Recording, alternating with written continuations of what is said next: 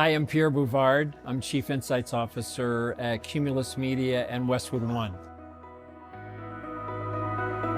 So there's a number of things, in particular, Nielsen just released norms and benchmarks from 1,300 brand lift studies that they've conducted.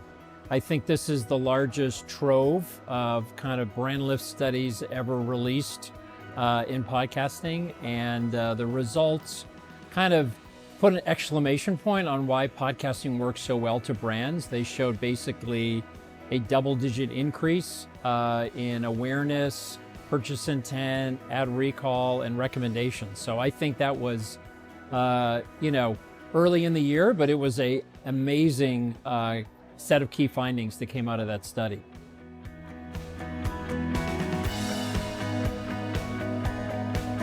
So I think there are two big takeaways from this release of all of the Nielsen brand lift studies. Number one, if you're a brand and you thought that there's not a lot of brand evidence for using podcasts, you now have an enormous set of norms and benchmarks that basically says podcasting is a good place to be, and there's incredible evidence that I should be in this space. So I think the biggest use case is for anybody that's a brand that's been thinking about getting into podcasting. This data says, come on in, the waters are warm. And I think the second biggest use case is Nielsen released benchmarks and norms for every single category. So if you are an alcoholics beverage or you're a technology company, you can now compare the results in your study to these norms and benchmarks. Because the number one question everyone always asks when they get a brand lift study is, how does this compare? How am I looking? Am I good versus the norm? So I think those are the two big use cases.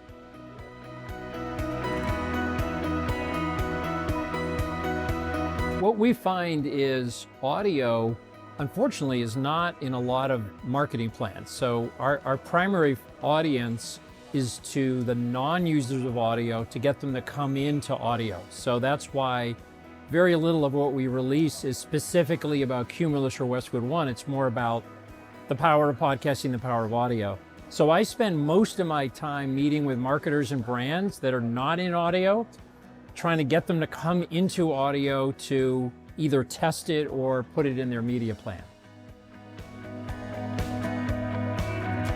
I think there's going to be, because brand is now becoming the fastest growing user of podcasting as opposed to direct response, a lot of the things that brand marketers worry about in other media are now going to come to podcasting. For instance, the creative quality.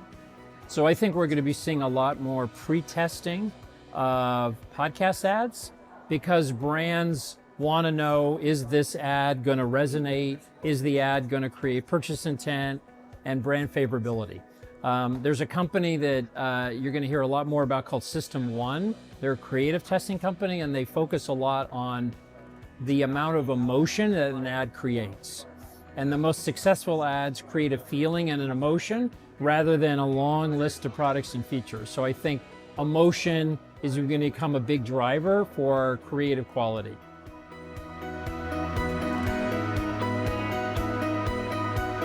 Yeah, I think one of the big mega trends is that what creates sales is not a direct response ad. What creates sales is brand awareness and consideration, the middle and the top of the funnel. And I think what we're starting to see is even our direct response advertisers are starting to realize, wait a minute, I'm hitting a plateau. I'm in the performance marketing valley of death. What do I do? And it's, well, look at the other media. They have to build their brand. They have to create awareness and interest. So I think even the most performance-oriented marketers are starting to realize the value of building a brand. And there's no better place to build a brand than in audio and podcasting.